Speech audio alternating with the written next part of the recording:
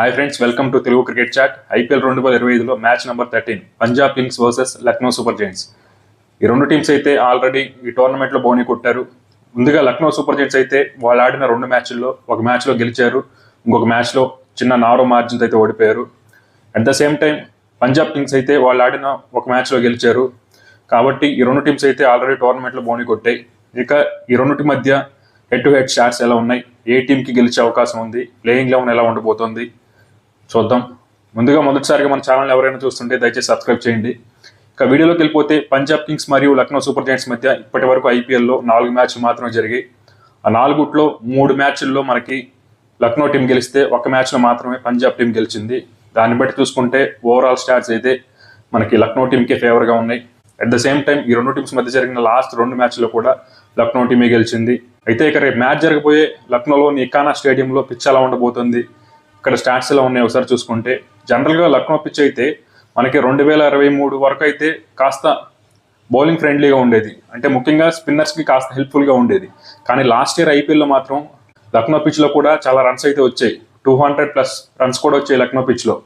కాబట్టి ఈ పిచ్ కూడా కాస్త బ్యాటింగ్ ఫ్రెండ్లీగా తయారైంది రీసెంట్గా. మనకి రీసెంట్గా WPLలో కూడా లక్నోలో చాలా రన్స్ వచ్చాయి.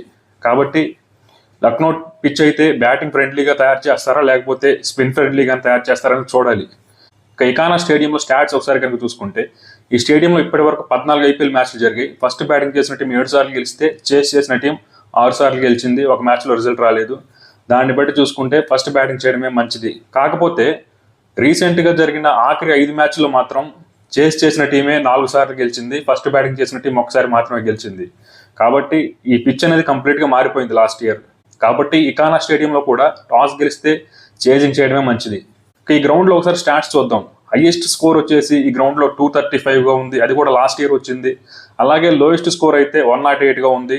అలాగే హైయెస్ట్ సక్సెస్ఫుల్ చేజ్ వచ్చేసి 199. కాబట్టి ఈ గ్రౌండ్ అనేది రీసెంట్గా అయితే బ్యాటింగ్ ఫ్రెండ్లీగా మారిపోయింది. అలా కాకుండా ఏమన్నా మళ్ళీ స్పిన్ ఫ్రెండ్లీగా తయారు చేస్తారో లేదో చూడాలి. ఇక ఈ రెండు టీమ్స్ యొక్క ప్లేయింగ్ 11 ఎలా ఉంటాయి ఒకసారి చూసుకుంటే, ముందుగా పంజాబ్ ప్లేయింగ్ 11 గురించి చెప్పాలంటే, లాస్ట్ మ్యాచ్లో అయితే వీళ్ళు చాలా మంచిగా పర్ఫామ్ చేశారు. గుజరాత్ టీంని వాళ్ళ హోమ్ గ్రౌండ్లో అయితే ఓడించారు. అలాగే కెప్టెన్ శ్రేయస్ అయ్యర్ అయితే చాలా మంచి ఇన్నింగ్స్ అయితే ఆడాడు. అట్ ద సేమ్ టైం మనకి శశాంక్ సింగ్ అయితే అద్భుతమైన ఫినిషింగ్ టచ్ ఇచ్చాడు ఆ మ్యాచ్లో. అలాగే బౌలింగ్లో వైశాఖ్ విజయ్ కుమార్ అయితే out of the box impact ప్లేయర్గా వచ్చి చాలా మంచి బౌలింగ్ అయితే వేశాడు. కాబట్టి పంజాబ్ టీం అయితే చాలా చాలా బాగుంది. వాళ్ళకి ఏం ప్రాబ్లమ్స్ అయితే ఏం లేవు. నాకు తెలిసి ఏం చేంజెస్ కూడా ఉండవు అనుకుంటున్నాను. ఒకసారి వీళ్ళ టీం ఒకసారి చూసుకుంటే, ఓపెనర్స్గా ప్రభ్ సింగ్ మరియు ప్రియాంష్ ఆర్య అయితే ఓపెన్ చేస్తారు. ప్రియాంష్ ఆర్య లాస్ట్ మ్యాచ్లో డెబ్యూ చేశాడు ఐపీఎల్లో, ఫస్ట్ ఇన్నింగ్స్లోనే చాలా బాగా ఆడాడు. ఇక నెంబర్ 3 శ్రేయస్ అయ్యర్, నెంబర్ 4లో గ్లెన్ మ్యాక్స్వెల్ ఆడతారు. గ్లెన్ మ్యాక్స్వెల్ అయితే లాస్ట్ మ్యాచ్లో ఫెయిల్ అయ్యాడు. కాబట్టి తన నుంచి పంజాబ్ కింగ్స్ అయితే ఒక మంచి ఇన్నింగ్స్ అయితే ఎక్స్పెక్ట్ చేస్తుంది. అయితే లాస్ట్ మ్యాచ్లో నెంబర్ 4లో అజ్మతుల్లా ఉమర్జా అయితే ఆడాడు. కానీ ఈ మ్యాచ్లో మాత్రం నెంబర్ 4లో గ్లెన్ మ్యాక్స్వెల్ ఆడిస్తే కరెక్ట్ అని నా అభిప్రాయం. ఇక నెంబర్ 5లో మార్కస్ స్టోయినిస్, నెంబర్ 6లో శశాంక్ సింగ్, నెంబర్ 7లో అజ్మతుల్లా ఉమర్జాయ్, నెంబర్ 8లో సుయాంష్ షెడ్జ్, నెంబర్ 9లో మార్కో ఎన్సన్ లేదా లాకీ ఫర్గూసన్. వీళ్ళిద్దరు ఎవరో ఒకరు వస్తారు. ఇక నెంబర్ 10లో హర్షదీప్ సింగ్, నెంబర్ 11లో యుజ్వేంద్ర చాహల్ వస్తారు. ఇక ఇంపాక్ట్ ప్లేయర్గా వైశాఖ్ విజయ్ కుమార్ అయితే టీంలోకి వస్తాడు. ఇక on paper Punjab Kings team అయితే చాలా సాలిడ్గా ఉంది. బ్యాటింగ్లో డెప్త్ ఉంది, బౌలింగ్ బాగుంది, అంతా బాగానే ఉంది, ఎలాంటి ప్రాబ్లమ్స్ అయితే లేవు. కాబట్టి వీళ్ళు ఎలాంటి చేంజెస్ అయితే చేయరు అనుకుంటున్నా. చేసి తగ్గిస్తే మార్కో యాన్సన్ ప్లేస్లో ఏమన్నా లాకీ ఫర్గూసన్ తీసుకొస్తారేమో, నాకు తెలిసి అది కూడా చేయరు. వీళ్ళ టీం అయితే చాలా బాగుంది. ఇక other hand Lucknow super Giants team గురించి చెప్పాలంటే, వీళ్ళైతే ఢిల్లీతో జరిగిన మ్యాచ్లో గెలవాల్సిన మ్యాచ్ని అయితే చేజేతలారా పోగొట్టుకున్నారు. కానీ సన్ రైజర్స్ని మాత్రం చాలా డామినేటింగ్ అయితే ఓడించారు. కాబట్టి ఈ టీం కూడా చాలా బాగుంది. ముఖ్యంగా ఈ టీంకి బిగ్గెస్ట్ అసెట్ ఎవరయ్యా అంటే నికోలస్ పూరన్. అద్భుతంగా బ్యాటింగ్ చేశాడు 2 మ్యాచ్ల్లో.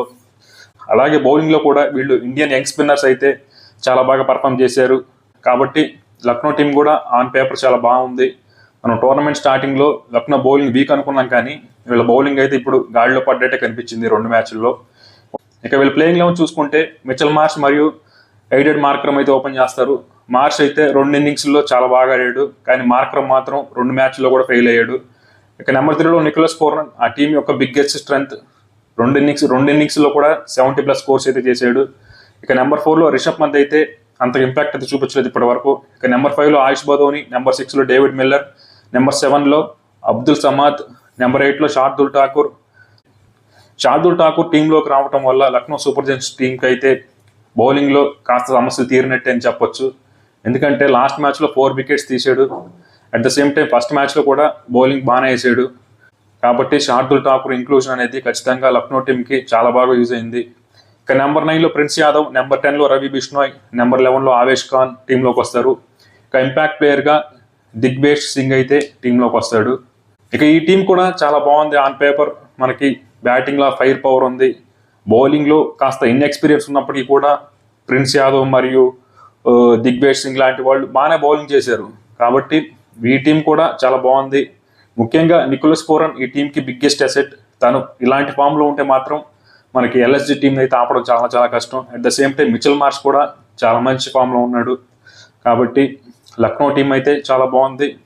ఇక ఈ రెండు టీమ్స్లో ఏ టీం గెలిచే అవకాశం ఉందంటే మాత్రం ఆన్ పేపర్ రెండు టీమ్స్ అయితే చాలా బాగున్నాయి. కాకపోతే మనకి ఇక్కడ పంజాబ్ కింగ్స్ అయితే కాస్త బెటర్ బ్యాలెన్స్ అయితే ఉన్నట్టు అనిపిస్తుంది టీంలో. వీళ్ళ బ్యాటింగ్లో డెప్త్ ఉంది, అలాగే మంచి ఆల్రౌండర్లు ఉన్నారు ఈ టీంలో. నాకెందుకో పంజాబ్ కింగ్స్కి కాస్త స్లైట్ ఎడ్జ్ ఉన్నట్టు అనిపిస్తుంది. మనకి లక్నో టీంకి హోమ్ అడ్వాంటేజ్ ఉన్నప్పటికీ అట్ ద సేమ్ టైం మనకి పంజాబ్ టీం మీద లక్నో టీంకి మంచి రికార్డు ఉన్నప్పటికీ ఐపీఎల్లో నాకెందుకో పంజాబ్ కింగ్స్ ఈసారి చాలా చాలా బాగుంది ఆ టీం. కాబట్టి పంజాబ్ కింగ్సే ఫేవరెట్స్ అని నేను అనుకుంటున్నాను. మరి మీరు కామెంట్ సెక్షన్లో కామెంట్ చేయండి ఏ టీం గెలుస్తుందో చూద్దాం.